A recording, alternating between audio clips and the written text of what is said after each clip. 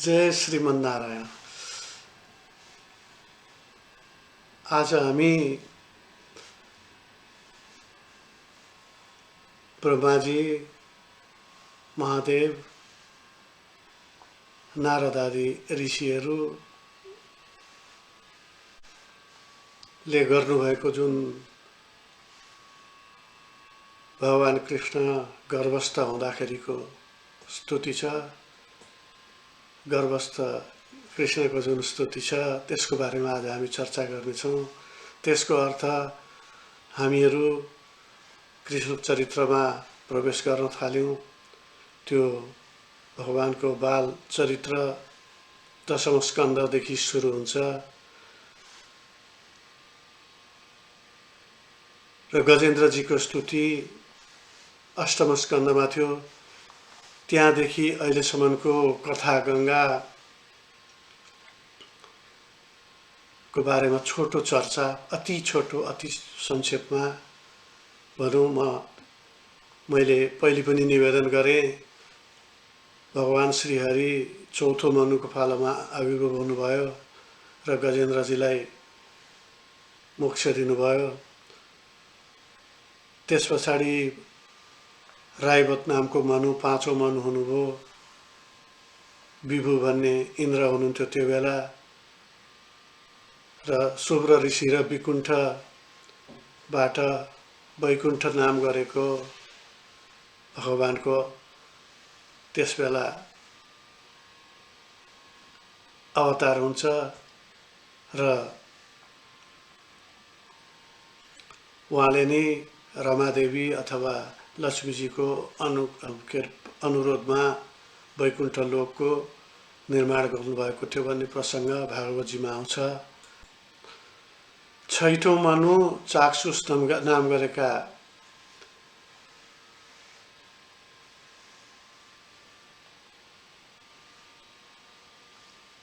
मनु थिए। मन्त्रधुम त्यो बेलाका इन्द्र थिए। मन्त्रधुम नाम गरेका देवता त्यो बेलाको इन्द्र भए र बैराज ऋषि र उनकी पत्नी देवसम्भूतिबाट अजित नामको भगवानको अवतार भयो। उहाँ अजितले नै समुद्र मन्थनको बेलामा कुर्मको रूपमा मन्दराचल पर्वतलाई आफ्नो पिठ्युमा बोक्नुभयो भन्ने कुरा सुखदेवजीले परीक्षित महाराजलाई बताउनुहुन्छ र त्यस पछाडि परीक्षित महाराजले समुद्र मन्थनको बारेमा जिज्ञासा राख्नुहुन्छ। सुखदेवजीले त्यसको विशद वर्णन गर्नुहुन्छ। वर्णनमा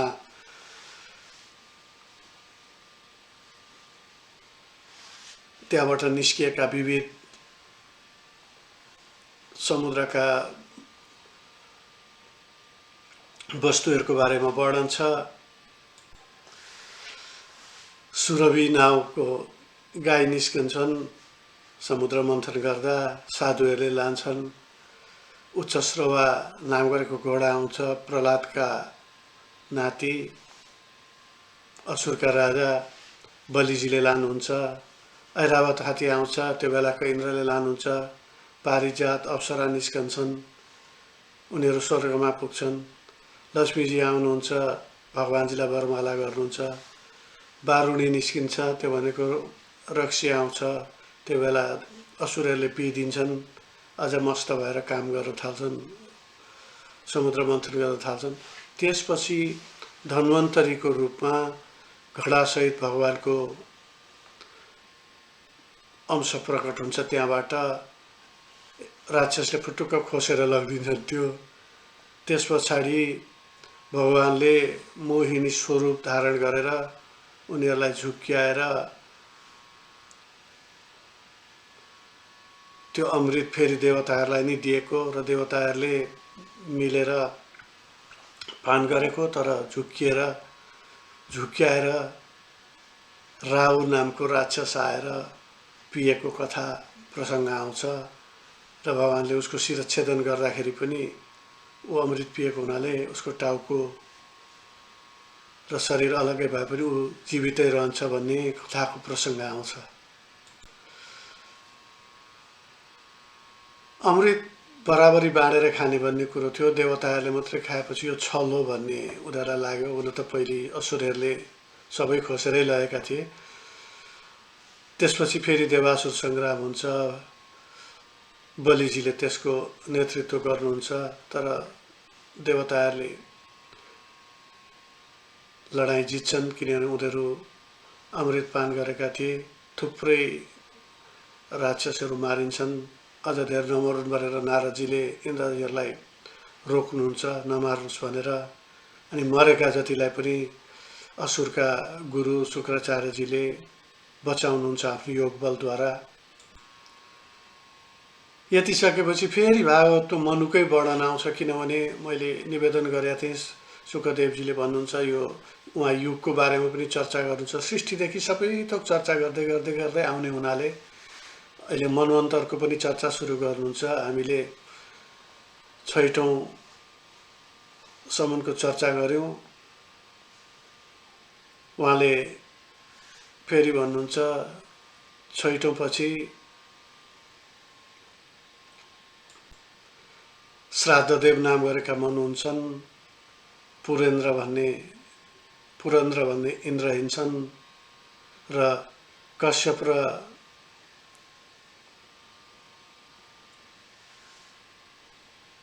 अदितिको गर्भबाट भगवानको जन्म हुन्छ। त्यो जन्म भनेको भगवानको वामन अवतारको कुरा भयो। 8औं मनु सावरणी भन्ने हुन्छन्। त्यही बेला भगवान देवगुह्य र सरस्वतीको सन्तानको रूपमा सार्वभौम रूपले अवतरित हुनुहुन्छ। उहाँको नाम सार्वभौम रहन्छ। 9औं मनु दक्ष सावरणी भन्ने हुन्छन्। त्यतिखेर भगवान आयुष्मान र अम्बुधाराको सन्तानको रूपमा ऋषभ अवतार ग्रहण गर्नुहुन्छ। 10औं मनु ब्रह्म सावरणी हुन्छन्। शम्भु नाम गरेका इन्द्र हुन्छन्। विश्वराश्रित ब्राह्मण र विरुचि उहाँको पत्नी विरुचिबाट विश्वक्सेन भगवानको अवतरण हुन्छ। त्यो बेला 11औं मनु धर्म सावरणी हुन्छन्। इन्द्र वैदृत नाम गरेका हुन्छन्। वैदृत र आर्यका सन्तानको रूपमा धर्मसेतुको रूपमा भगवानको अवतरण हुन्छ। त्यो बेला यी कतिपय नाम मैले हिजो पनि निवेदन गरेँ। 24 अवतारका वर्णनहरूमा छैनन्, किनभने हरि अनन्त, हरि कथा अनन्त, हरि अवतार अनन्त होइन। त्यसैले विविध स्वरूपमा, विविध कालमा, विविध कालखण्डमा भगवानको अवतरण भइरहन्छ। यी सबै अन्यत्र कतै कहीँ वर्णन छन्, कहीँ छैनन्। 24 अवतारको वर्णन तेस्रो अध्यायमा आउँछ। त्यस पछाडि फेरि प्रथम स्कन्धको तेस्रो अध्यायमा आउँछ। त्यसपछि फेरि अन्यत्र आउँछ। तर यी सबै नामहरूको वर्णन आएको छैन। त्यसैले मनुहरूको वर्णन गर्दाखेरि भगवानका अरू अनन्त अवतारहरूमध्ये केही थाहा नपाएका अवतारहरूको बारेमा पनि जानकारी होस् भन्ने प्रयोजन पनि हो। त्यस पछाडि 12औं मनु रुद्र सावरणी भन्ने हुनुहुन्छ। ऋतधारा नाम गरेको इन्द्र त्यो बेला हुनुहुन्छ। त्यतिखेर भगवानको अवतरण सुधामा अथवा स्वधामा हुन्छ। सत्यसहा र सुनरिताको सन्तानको रूपमा आउनुहुन्छ। त्यसपछि 13औं मनु देव सावरणी भन्ने हुनुहुन्छ।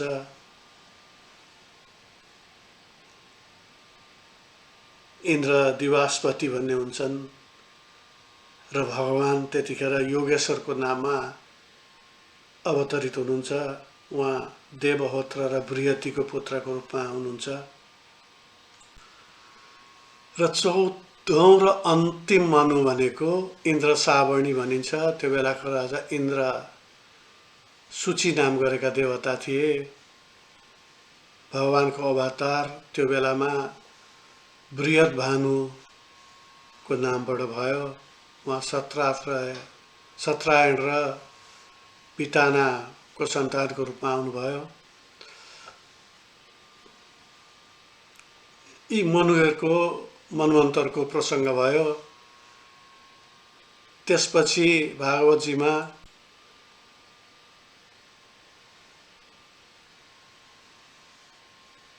उल्लेख छ, यी मनुहरूलाई भगवानले यज्ञ रूपमा आएर नियुक्त गर्नुहुन्छ भन्ने छ। त्यो चाहिँ कसरी यो संसारलाई भगवानले नियन्त्रण गर्नुहुन्छ भन्ने अर्थमा मनुहरूले चलाउने हो। र यो पनि प्रसङ्ग आउँछ भागवतमा, 14 मनुको पालो भनेको ब्रह्माजीको एक दिन हुन्छ।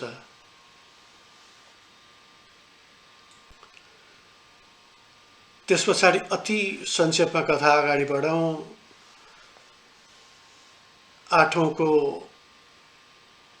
स्कन्धको 15औं अध्यायमा बलि राजाले स्वर्ग विजय गरेको कथा आउँछ। त्यहाँबाट 17 र 18 मा आउँदा भगवान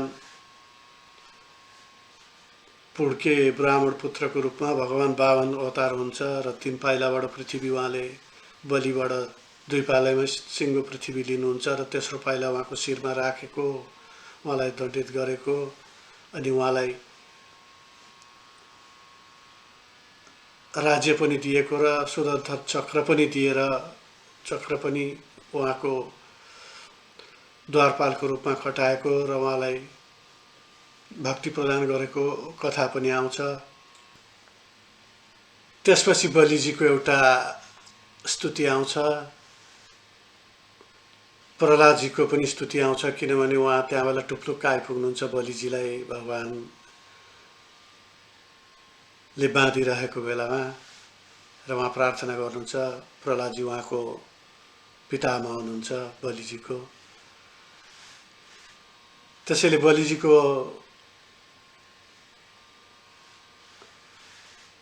यो कथा प्रसङ्गपछि देवताहरू स्वर्गका अधिपति हुन्छन्, किनभने एक कालमा बलिजी पनि इन्द्र हुनुहुन्थ्यो। त्यसपछि भगवानको मत्स्य अवतारको कथा आउँछ। यति गर्दा 8औं स्कन्ध सिद्धिन्छ। अर्को विषय प्रसङ्ग सुखदेवजीले भागवतको विषय भनेको मुक्ति पनि भन्नुभएको थियो। त्यसैले 9औं स्कन्द भनेको मुक्तिका प्रसङ्गहरू आउँछन्, संरक्षणका भगवानले मानिसहरूलाई रक्षण गरेको प्रसङ्गहरू आउँछ र त्यो बेला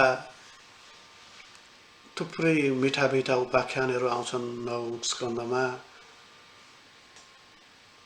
राजा सद्युम्न महिला भएको कथा आउँछ। यहाँ अहिले वर्णन गर्न त्यो सम्भव छैन। मनुका छोराहरूको वर्णनहरू आउँछ त्यस पछाडि। अनि असाध्य मिठो राजा अम्बरीशको कथा आउँछ, जो भगवानका परम भक्त हुनुहुन्थ्यो, जसलाई दुर्वासाजीले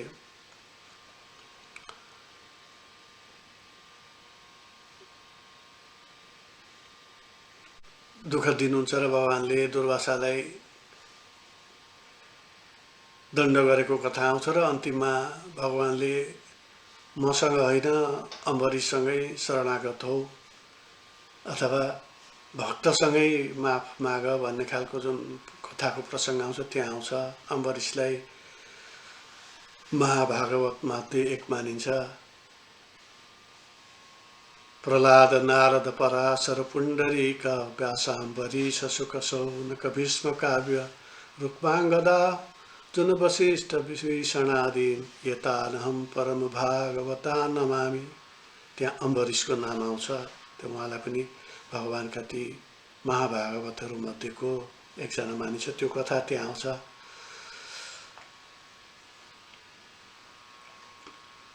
अनेकौं अरू कथाहरू आउँछन्।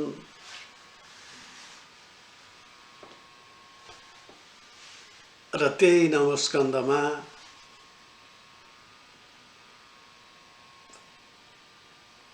सगरका छोराहरूले भगवान कपिलजीसँग भेट गरेको कथा आउँछ। कपिलजीको जन्मको कथा हामीले पहिले नै थोरै स्तुतिको क्रममा चर्चा गरिसक्यौं। त्यस पछाडि संक्षिप्त रामायणको कथा आउँछ। त्यो भनेको यहाँभन्दा अगाडिका कथाहरू सत्ययुगका कथा थिए, स्तुतिहरू थिए, कतिपय सृष्टिकालका थिए, सुरुका त्यस पछाडिका आएका सत्ययुगका स्तुतिहरू थिए। अब कथा प्रसङ्ग त्रेता युगमा प्रवेश गर्दैछ र भगवान रामको लीलाको कथा आउँछ, रामावतारको कथा आउँछ संक्षिप्तमा। त्यो बेला सुकदेवजीको अति छोटो स्तुति छ, एक श्लोकमा, तर राम्रो स्तुति छ। पिताजीको आज्ञाले वनवास जानुभएको कथा प्रसङ्ग गर्दै उहाँले त्यो छोटो स्तुतिमै रावण वधसम्म एउटा स्तुतिमै सिद्ध्याइदिनु भएको छ, एउटा श्लोकमै। त्यस पछाडि श्रीरामका छोरा कुशको वंशको वर्णन आउँछ, राजा निमिको वंशको वर्णन आउँछ, परशुराम अवतारको प्रसङ्ग आउँछ, अनि पुरुरुवा वंशको कथा आउँछ, अजामिलको वंशको कथा आउँछ, ययातिका छोराहरूको वर्णन आउँछ। त्यस पछाडि कथा थोरै भगवान कृष्णको वंशको वर्णन छ। त्यति बेलासम्ममा यो वंशहरू किन गरिसक्नुभयो भन्दाखेरि मनुहरूको कुरा गर्दाखेरि यता सूर्यवंश र चन्द्रवंशको पनि वर्णन सुकदेवजीले परीक्षितजीलाई सुनाइसक्नु भएको हुन्छ। यहाँ यी सबै वर्णनहरू आउँछन्। ती राजाहरूको वर्णन आउँदा, भगवानका विविध अवतारहरूको वर्णन आउँदा, वंशहरूको वर्णन आउँदा उहाँले ती मनुको मात्रै होइन कि त्यस अनुसारको यो पृथ्वीमा चलेको राजवंशहरूको, सूर्यवंशी र चन्द्रवंशीहरूको कथा पनि भनी सिद्ध्याउनुहुन्छ। त्यस पछाडि दशम स्कन्द सुरु हुन्छ। सबैलाई थाहा भएको छ, धेरै जसोलाई, वसुदेव देवकी कंसको झ्यालखानामा हुनुहुन्छ। भगवानको अवतरण हुने बेला भएको छ। ब्रह्मा शिव लगायत देवताहरू त्यतिखेर गर्भस्थ भगवानको स्तुति गर्नुहुन्छ। त्यही प्रसङ्ग अहिले हामी यहाँ चर्चा गर्दैछौँ। त्यो स्तुति उहाँहरू देवकीजी र वसुदेवजी भएको ठाउँमा आएर गर्नुहुन्छ र त्यो स्तुति पनि विचित्र भावको छ। उहाँको सुरुवात ठ्याक्कै वेदव्यासीले गरे जस्तै भगवानको सत्य स्वरूपको,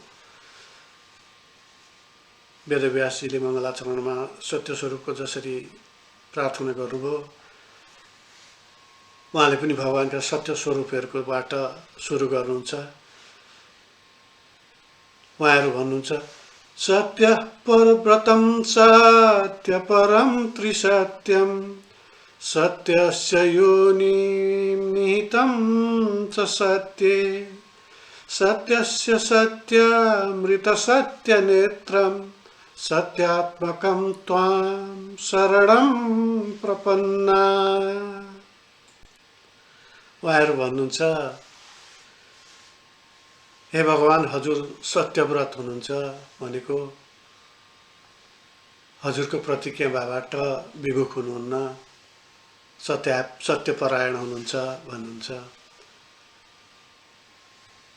सत्यम परम भन्नुहुन्छ, आफै परम सत्य हुनुहुन्छ। त्यो भनेको हजुर सत्य हुनुहुन्छ। वेदव्यासीले भन्नुभएको थियो नि मङ्गलाचरणमा,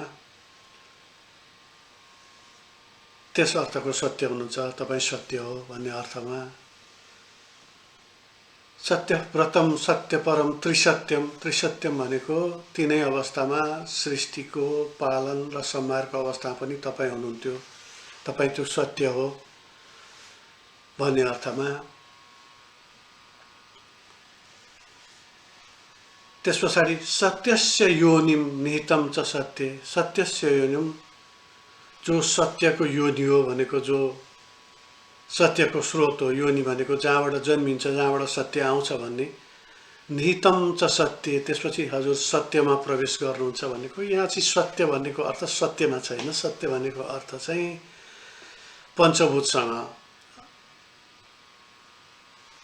पञ्चभूत भन्ने बुझाउँछ। पृथ्वी, जल, अग्नि, वायु, आकाश भनेको। त्यस पछाडि हजुर जो सत्यमा प्रवेश गर्नुहुन्छ भनेको त्यो पञ्चभूतमा प्रवेश गर्नुहुन्छ भन्ने अर्थमा। निहितम च सत्य, सत्यस्य सत्य, सत्यको पनि सत्य हो, जसलाई सत्य मानिन्छ त्यो हजुरको स्वरूप हो भन्ने अर्थमा।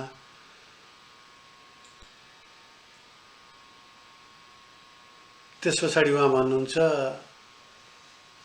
सत्यस्य सत्यम ऋत सत्य नेत्रम, ऋत सत्य नेत्रम भने हेर्दा आनन्द लाग्ने सबै चिजको पनि सत्य हजुर हो, त्यो आनन्द जुन छ त्यो सत्य हजुर हो भन्ने अर्थमा। अथवा हजुरको बारेमा जे विषय आउँछन् ती सबै सत्य हुन् भन्ने अर्थमा। उहाँ सत्यात्मकम त्वाम शरणम प्रपन्न हुन्छ। सत्यात्मकम भनेको त्यही हो, हजुरको बारेमा जे विषय आउँछन् ती सबै सत्य हुन्। त्यस्ता हजुरमा हामी प्रपन्नहरू भनेको भक्तहरू शरणमा पर्दछौँ। त्वाम शरणम प्रपन्ना, हामी प्रपन्नहरू, हामी भक्तहरू त्यस्ता भगवानको शरणमा पर्दछौँ भन्नुहुन्छ। त्यसैले यहाँ पहिलो स्तुतिमा, श्लोकमा चाहिँ उहाँहरूले सत्यको नामबाट भगवानलाई सम्बोधन गर्नुभयो। तर सत्यको अर्थ विविध छन्, तथापि उहाँहरूले त्यो सत्यबाटै भगवानलाई स्वरूप जडिने सत्य स्वरूपको रूपमा प्रार्थना गर्नु। त्यसपछि उहाँहरूको भन्नुहुन्छ एकायनौसो द्विफलस्त्रिमूल चतुर्रस पञ्चविध षडात्मा सप्तत्वगष्ट पिटपो नवाक्षो दशसदि द्वि खगो ह्यादि वृक्ष।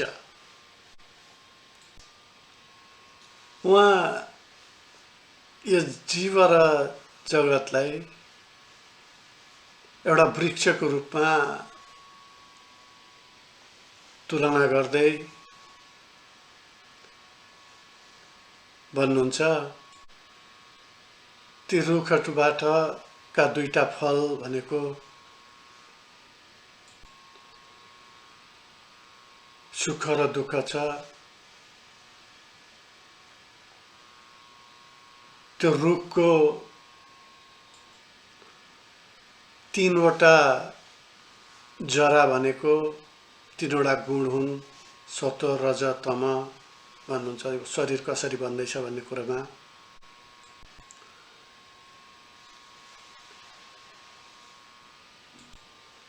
त्यो रुखमा लाग्ने फलहरू भनेको धर्म, अर्थ,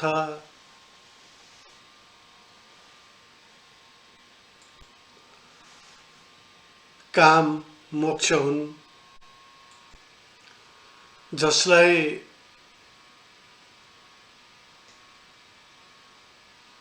पञ्चेन्द्रियद्वारा अनुभूत गर्न सकिन्छ। त्यो पनि छवटा विशेष अवस्थामा। कुन छवटा विशेष अवस्था भन्दाखेरि एउटा तापको बेलामा,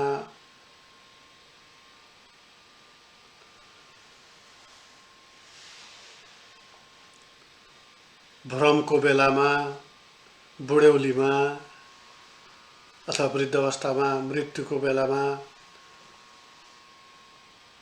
भोगको बेलामा, तृष्णाको बेलामा भन्नुहुन्छ।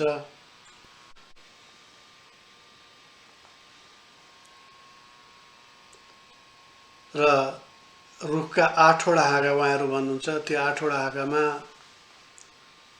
पञ्चतत्व भइगए। ती पञ्चभूतहरू भनेको पृथ्वी, जल, वायु, आकाश आदि भइहाल्यो 5वटा। त्यस पछाडि 3 वटा चाहिँ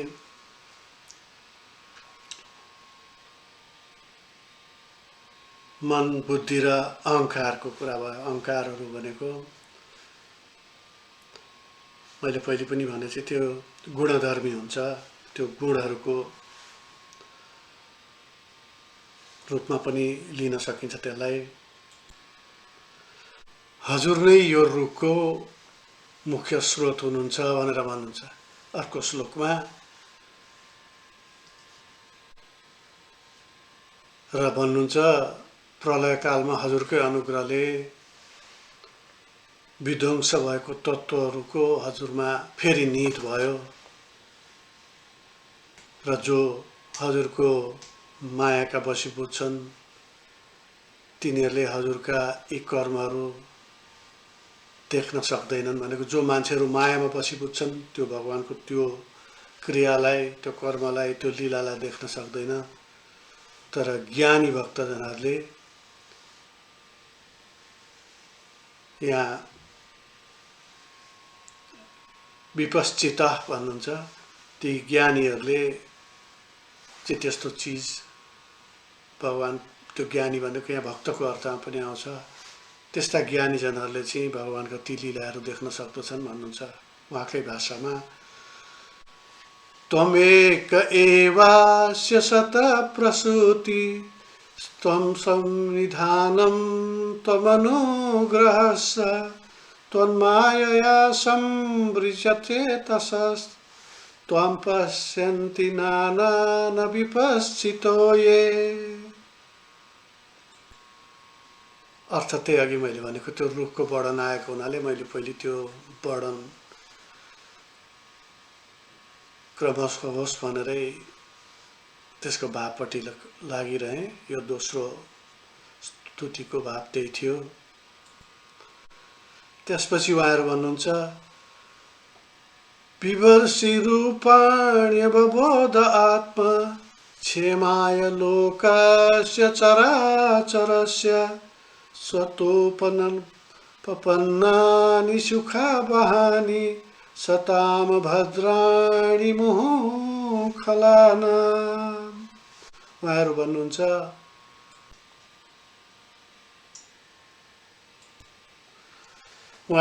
हे भगवान, चराचरहरूको चर र अचर भनेको हिँड्दै नहिँड्दै जीवहरूको हितको निम्ति विभिन्न स्वरूपमा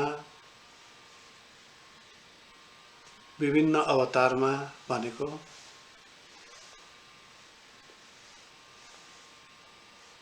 जो शुद्ध र सत्व स्वरूप छन् त्यस्तो अवतारमा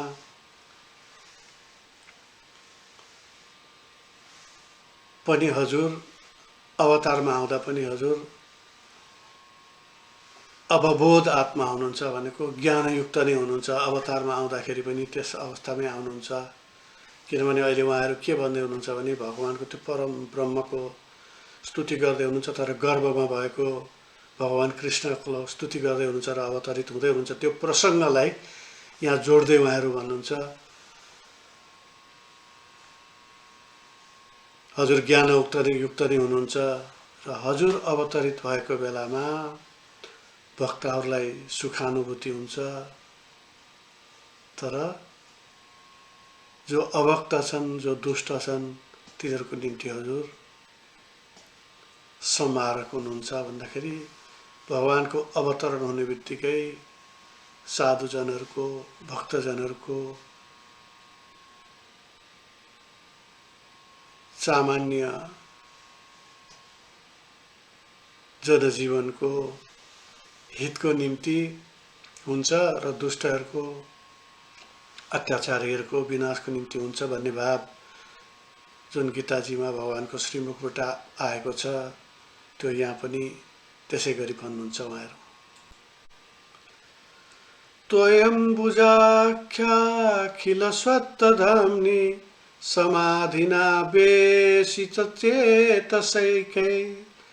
त्वत्पादपोतेन महत्कृतेन कुर्वन्ति गोवत् सपदं भवाब्धिम्।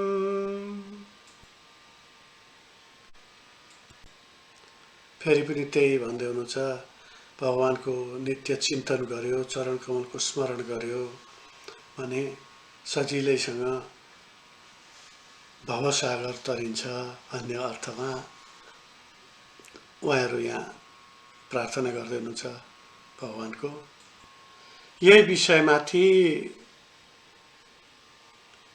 विचार गर्दै उहाँहरू फेरि भन्नुहुन्छ, स्वयं समुत्तीर्य सुदुस्तरं द्युमन् भवाणवः भीममद व्रसौरिदा भवत्पदाम्भोर्वहनावमत्रते निधाय याता सदनुग्रहो भवान्।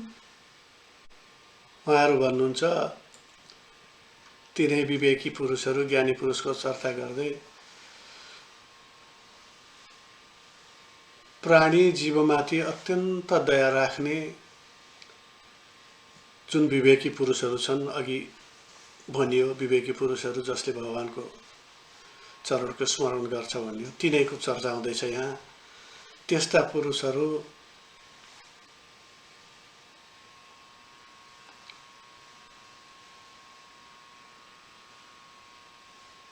दुष्कर समुद्रलाई पनि सहजै पार गर्छन्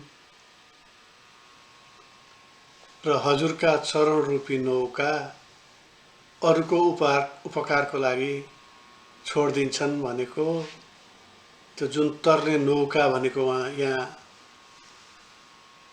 भक्ति मार्गको कुरा गरिरहेछ, किनभने चरण स्मरण गर्ने कुरा आयो नि, त्यो भक्ति मार्ग रूपी भक्ति रूपी नौका छोडेर जाँदछन्।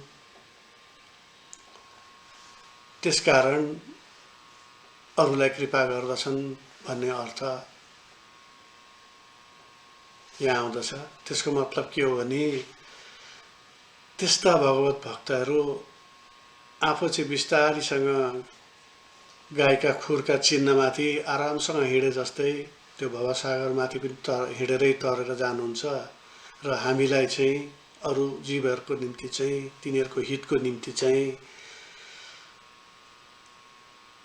त्यस्ता भक्ति मार्ग छोडेर जानुहुन्छ जुन चाहिँ हजुरलाई प्राप्त गर्ने, भवसागर तर्दै हजुरलाई प्राप्त गर्ने नौका हो भन्ने भावमा भन्नुहुन्छ। त्यसपछि उहाँहरू भन्नुहुन्छ,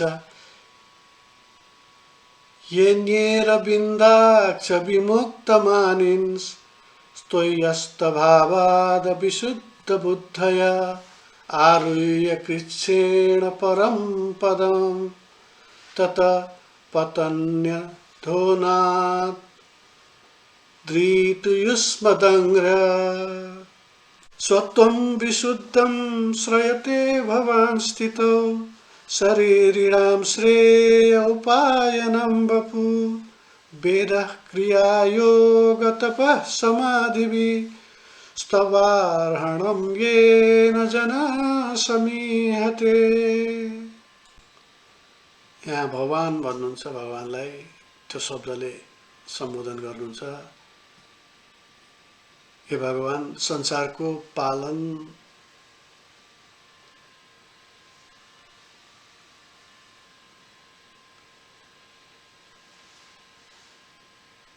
गर्न हजुरले शुद्ध सत्वमय शरीर धारण गर्नुहुन्छ। सत्वम विशुद्धम श्रयते भवान् स्थितौ धारण गर्नुहुन्छ र वेद क्रिया योग तपः समाधिभि स्तवार्हणं येन जनः समीहते। त्यसपछि उहाँ के भन्नुहुन्छ, पायनम वपु, त्यस पछाडि र वेद अध्ययन अथवा ब्रह्मचर्यको अवस्थामा कर्मानुष्ठान क्रिया भन्नुहुन्छ यहाँ। तप भनेको त्यो ध्यानको कुरो जुन वानप्रस्थ अवस्थामा गरिन्छ भनिन्छ, अथवा उत्तरार्धमा गएर वनमा बसेको बेला गरिन्छ भनिन्छ र ध्यान समाधि आदिद्वारा मानिसहरू हजुरको उपासना गर्दछन् भनेर भन्छन्। उहाँहरू भन्नुहुन्छ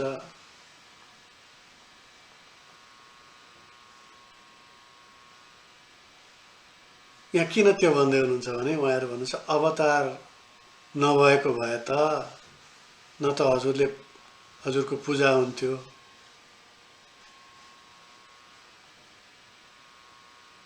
न कर्मफलको सिद्धि हुन्थ्यो भन्ने आशयमा उहाँहरू भन्दै हुनुहुन्छ। किनभने हजुरको संसार पालनको निम्ति हजुरले स्वतः रूपमा शरीर धारण गर्नुहुन्छ, अनि त्यस पछाडि मानिसहरूले वेद अध्ययन, कर्मानुष्ठान, तप, समाधि आदिद्वारा हजुरको उपासना गर्छन्। हजुरको अवतार नभएको भए त्यो सम्भव थिएन भन्ने अवतारको अर्को प्रयोजन पनि भन्नुहुन्छ, त्यो कल्याणकारी गुणको उहाँ वर्णन गर्नुहुन्छ कि अवतारको अर्को प्रयोजन के छ त भन्ने एउटा अर्को तर्क अगाडि सार्नुहुन्छ। त्यसपछि भन्नुहुन्छ स्वत्वं न चेत्वा तरिदं निजं भवेत् विज्ञानमज्ञानविदापमार्जनं गुणः प्रकाशैरमीयते भवान् प्रकाशते यस्य च येन वा गुणः। हजुरको यो शुद्ध सत्वमय शरीरको कारणले हजुरको सेवा गर्दै हजुरको अनुग्रहले प्रत्यक्ष ज्ञान हुन्छ भन्छ। दुईटा भाव छ यहाँ, एउटा भक्ति हुनु पर्यो, त्यो सेवा भावमा हुनु पर्यो, त्यसपछि भगवानको अनुग्रह भएपछि ज्ञान हुने कुराहरू गर्नुहुन्छ।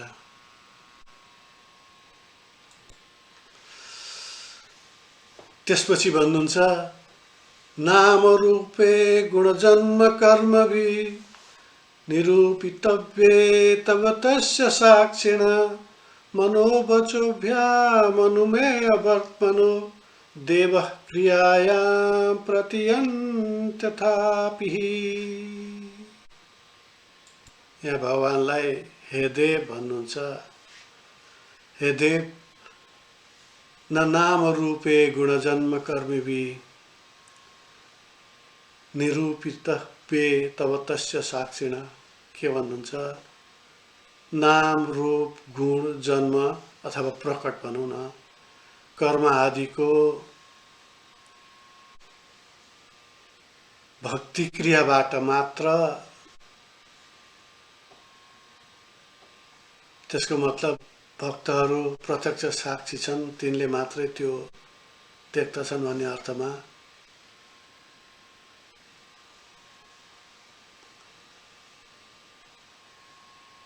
र उहाँ के भन्नुहुन्छ भने मन वचन शब्द अनुमानबाट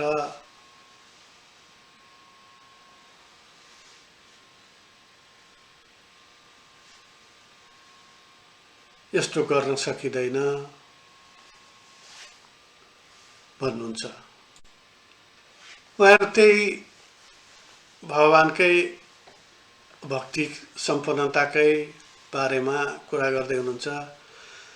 श्रीणन् गृणन् संस्मरयन् च चिन्तयन् नामानि रूपाणि च मङ्गलानि ते क्रियासु यस्तचरणारविन्दयो राविष्टचेता न भवाय कल्पते।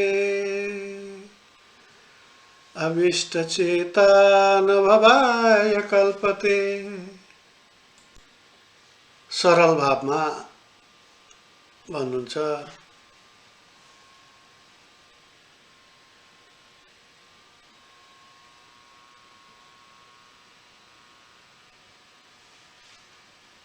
जो भक्तहरू आविष्ट चेता भन्नुहुन्छ, पुरै तन्मयताका साथ हजुरको मङ्गलमय नाम र रूप, नामानि रूपाणि, नाम र रूपको श्रवण गर्छन्, नाम कीर्तन गर्दछन् र लीला र स्वरूपहरूको चिन्तन गर्दछन् तिनीहरू लौकिक कर्ममै रहेका भए पनि तिनीहरूको फेरि जन्म हुँदैन भन्नुहुन्छ। त्यसको मतलब उनीहरू मोक्ष प्राप्त गर्दछन् भन्ने कुराहरू हो। यहाँ पटक पटक उठाइरहेको कुरा भक्तिका स्वरूपहरूको विविध प्रक्रियाहरूको बारेमा श्रवणम कीर्तनम विष्णु भन्ने जुन मैले धेरै पटक निवेदन गरिसकेका छु, त्यही स्वरूपमा श्रवण गर्ने, स्मरण गर्ने, चिन्तन गर्ने यी विषयहरूको कुरा यहाँ ल्याउनुहुन्छ। ती स्वरूपमा भगवानका स्वरूपहरूलाई चिन्तन गर्ने, श्रवण गर्ने, कीर्तन गर्नेहरू मोक्ष प्राप्त गर्दछन्, फेरि जन्म हुँदैन भनेको पुनरपि जननम पुनरपि मरणम पुनरपि जननी जठरे शयनम, फेरि मर्ने, फेरि जन्मिने, फेरि माताजीको गर्भमा आउनुपर्ने त्यो अवस्था रहँदैन भन्ने खालको यहाँ त्यो आशय छ। अहिलेसम्म भगवानका त्यो परास्वरूपदेखि लिएर भगवानको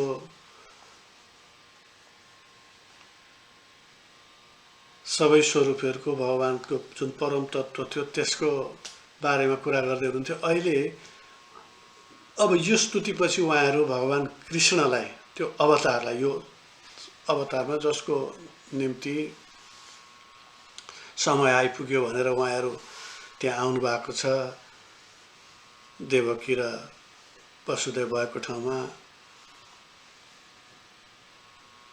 त्यसलाई उहाँहरू अभिनन्दन गर्दै भन्नुहुन्छ,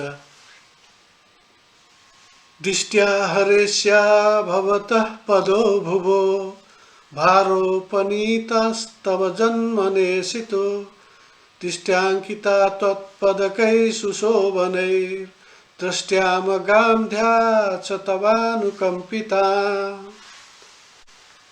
भन्नुहुन्छ। यहाँ हे हरे भन्नुहुन्छ भगवानलाई, दृष्ट्या हरे, हे हरे, हजुरको जन्म मात्रले पनि यो पृथ्वीको भार हट्यो, त्यो धेरै आनन्दको विषय हो। दृष्ट्या भन्नुहुन्छ। अब उहाँहरूबाट भावसहित भन्नुहुन्छ, अब हामी हजुरहरूको सुशोभित शङ्ख चक्र गदा पद्मको अंकित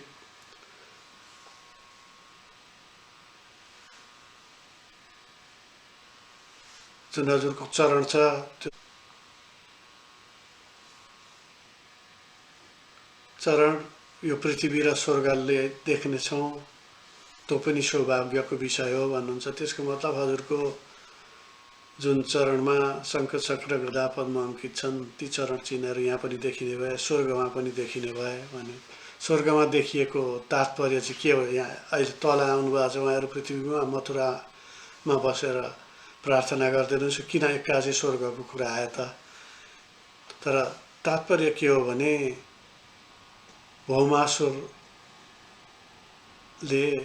स्वर्गमा गएर देवताकी माता अदितिको कुण्डल खोसेर लिएर आएको थियो।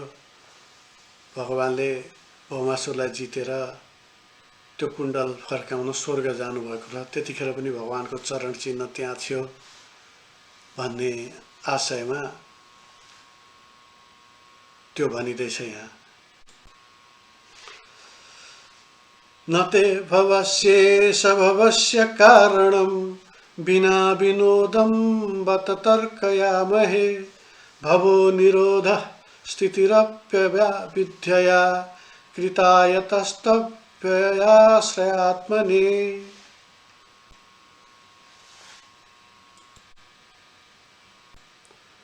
त्यसपछि उहाँ भन्नुहुन्छ, उहाँहरू यहाँ ईशा भन्ने शब्दले भवस्येष, हे ईशा हजुरको जन्म मरण आदि हुँदैन भन्नु। अब यहाँनिर फेरि कुरा आयो, भगवान स्वयं त्यहाँ जन्मिँदै हुनुहुन्छ, देवकीको गर्भमा आउँदै हुनुहुन्छ, उहाँहरू त्यहाँ अगाडि आउनुभएको छ। गर्भस्थ भगवानको प्रार्थना गर्दै हुनुहुन्छ, तर के भन्दै हुनुहुन्छ भने हजुरको जन्म मरण आदि हुँदैन, हजुर प्रकट हुनु हाम्रो विचारमा लीलाभन्दा अरू केही होइन, हजुरकै अंशको लीला। उहाँ भन्नुहुन्छ बिना विनोदम बत तर्कयामय, हजुरकै अंश जीवात्माको त जन्म मृत्यु हुँदैन, हजुरको जन्म मृत्यु भए जस्तो लाग्छ।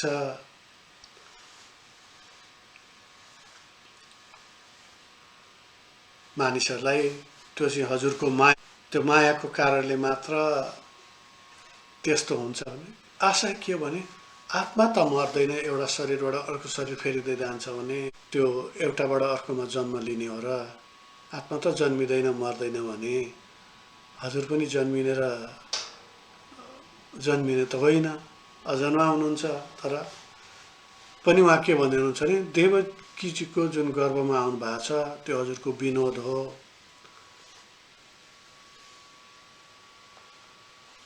त्यो हजुरको लीला हो र त्यो पनि लोक कल्याणको निम्ति हो भन्ने आशयमा भन्नुहुन्छ। पछि वसुदेवजी र देवकीजीको स्तुति आउँछ, त्यो पनि अनौठो भावमा छ। उहाँहरूले त्यही आशयमा गर्नुहुन्छ, हामीबाट जन्मिया होइन नि हजुर भन्ने खालको। किनभने जन्मिँदाखेरि जुन प्रकारले जन्मिनुहुन्छ, जन्मिने बित्तिकै उहाँहरूले प्रार्थना गर्नुहुन्छ, त्यो पनि हामी चर्चा गर्दैछौँ। अर्को श्रृङ्खलामा त्यही भाव आउँछ र उहाँ के भन्दै हुनुहुन्छ भने हजुर अजन्मा हो, तथापि यहाँ जन्म लिएको लीला गर्दै हुनुहुन्छ भन्ने भाव। र भगवानको अब जन्मेपछिको प्रयोजनको निम्ति प्रार्थना गर्दै उहाँहरू भन्नुहुन्छ त्यसको मतलब भगवान किन आउनु भएको छ, आगामी कार्यको निम्ति आएपछि के गर्नुपर्छ भन्ने खालको अनुरोध गर्दै उहाँहरू भन्नुहुन्छ मस्त्याश्च कच्छप निसिंह वराह हंस राजन्य विप्र विभूषे सुकृतावतार त्वं पाचिनस्त्रिभुवनं च यथा धुनेश भारं भुवो हरयदुत्तमबन्धमते। यहाँ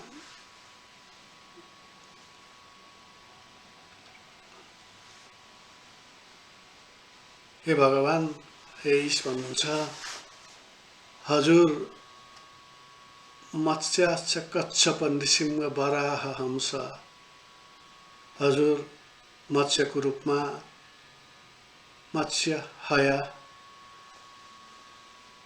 घोडाको रूपमा अथवा हयग्रीव अवतारको कुरा आएको थियो भन्दा पहिले। त्यसपछि कच्छप भनेको कुर्म अवतारको कुरा भयो, कुर्मको रूपमा, नृसिंहको रूपमा, वराहको रूपमा, हंस अवतारको रूपमा, राजन्य भनेको राम अवतार, रामको रूपमा, राजाको रूपमा भने राजन्य भने रामको रूपमा आउनुभयो, विप्र वामन अवतार ब्राह्मणको रूपमा आउनुभयो। यी आदि अवतार लिएर हाम्रो र त्रिलोकको रक्षा गर्नुहुन्छ। त्यसै गरी अहिले पनि जुन अवतार लिनुभएको छ, अब त्यति बेलासम्म त अवतार भयो छैन, राम अवतारसम्मको कुरा गर्नु उहाँले, अब कृष्ण अवतार हुँदैछ। अब यो अवतारबाट पनि हजुरले हाम्रो भार हरण गर्नुहोस्, भारम भुवो हर यदुत्तम वन्दनते, हाम्रो भार हरण गर्नुहोस् हे यदु उत्तम, यदुहरूको बिचमा यदु श्रेष्ठ, हाम्रो भार हरण गर्नुहोस्, वन्दनम ते, हामी प्रार्थना गर्दछौँ भनेर भन्नुहुन्छ। भगवानलाई त्यति भनिसकेपछि उहाँको गुण बखान गर्नुभयो, बयान गर्नुभयो, प्रार्थना गर्नुभयो, बडा सरल ढङ्गको प्रार्थना गर्नुभयो तर प्रष्टसँगले। त्यस पछाडि अवतार स्वरूपहरूको वर्णन गर्नुभयो र भगवान कृष्णको अवतारको प्रयोजनको निम्ति अब ल त्यो भार हरिदिनुहोस् प्रभु भनेर प्रार्थना। त्यसपछि माता देवकीलाई भन्नुहुन्छ उहाँहरू, हे माता, दृष्ट्याम्बते कुक्षिगतः परः पुमान् अंशेन साक्षात् भगवन् भवायन मा भूद भयं भोजपतेर्मुमुर्षो गोप्ता यदुना भविता तवात्मज। हे माते, यो धेरै आनन्दको विषय हो कि हाम्रो रक्षा गर्न हजुरको कोखमा भगवान आउनु भएको छ। अब महाभूत भयम भोजपतेर्मुमुर्षो, भोजपतेर भनेको कंस, भोजपति। अब कंसको मृत्यु नजिक छ, त्यसैले नडराउनुहोस्, हजुरका पुत्रले यादवहरूको रक्षा गर्नुहुन्छ भन्नुहुन्छ। उहाँ भन्नुहुन्छ, गोप्ता यदुना भविता तवात्मज, तवा आत्मज, हजुरको छोराले, तवात्मज छोराले, पुत्रले चाहिँ यदुहरूको संरक्षण गर्नुहुनेछ भनेर भन्नुहुन्छ। यसरी भगवानको प्रार्थना, उहाँको सत्य स्वरूपको प्रार्थनाबाट सुरुवात गरियो। जसरी वेदव्यासजीले त्यहीबाट उहाँको प्रार्थना गरियो। सारमा उहाँहरूले पनि वेदव्यासजीले मङ्गलाचरणमा भने जस्तै सत्यम परम धीमहि भने जस्तै उहाँहरूले पनि पहिले भगवानको त्यो सत्य स्वरूपकै प्रार्थना गर्नुभयो। त्यसलाई क्रमशः जोड्दै ल्याएर अवतारको अवस्थासम्म ल्याउनुभयो। त्यसैले उहाँहरूले भगवानको विचित्र भावको प्रार्थना गर्नुभयो। त्यो पहिलो जुन श्लोक छ, सत्य व्रतम सत्य परम त्रिसत्यम सत्यस्य योनिम निहितम च सत्ये सत्यस्य सत्य मृत सत्य नेत्रम सत्यात्मकम त्वाम शरणम प्रपन्ना। जसको अर्थ अघि नै भनियो, विचित्रको भाव छ भगवानको सत्यका प्रतिमूर्ति, भगवानसँग जोडिएका सबै चिज सत्यको रूपमा र भगवान स्वयं सत्यको रूपमा उहाँहरू यहाँ प्रार्थना गर्नुहुन्छ। र यसपछि अघि निवेदन गरे जस्तै वसुदेवजीको र देवकीजीको स्तुति आउँछ। त्यो पनि विचित्र भाव छ। उहाँले अनेक जुक्तिसहित के भन्नुहुन्छ भने भगवानलाई प्रार्थना गर्नुहुन्छ, जुन थोरै एउटा वात्सल्य भाव पनि देखिन्छ, तर सँगसँगै उहाँहरूमा पूर्ण ज्ञान हुन्छ उहाँ भगवानको आगमन भएको छ भनेर। त्यसरी प्रार्थना पनि गर्नुहुन्छ, तर सँगसँगै थोरै त्यो वात्सल्य भाव पनि अज्ञानवश देखिए जस्तो देखिन्छ, जुन बडा सुन्दर र मधुर लाग्छ। अबका सबै स्तुतिहरू प्राय मधुर छन्। भगवानका विचित्रका बाल लीलाहरूका कथा आउँछन्, रसमय छन्, गोपीहरूसँगका कथा आउँछन्, ती अनुसारका स्तुति स्तोत्र गीतहरू आउँछन्। त्यसैले अब हामी द्वापर युगका कथाहरूमा गइरहेको छौँ, गोकुल र वृन्दावनमा छौँ। धेरै श्रृङ्गार रसका कथाहरू आउँछन्, रसमय छन्, मधुर छन्। अब त्यसैले अलिकति कथाका र स्तुतिका विषयवस्तुहरू फरक किसिमले आउँछन्। तथापि त्यहाँ पनि भगवानको ब्रह्मतत्त्वको प्रार्थना गरिएको हुन्छ। विविध अर्कै पाराले गरिए पनि ती हामी क्रमशः चर्चा गर्दै जानेछौँ। आजलाई यही विराम दिउँ। जय श्रीमन्नारायण।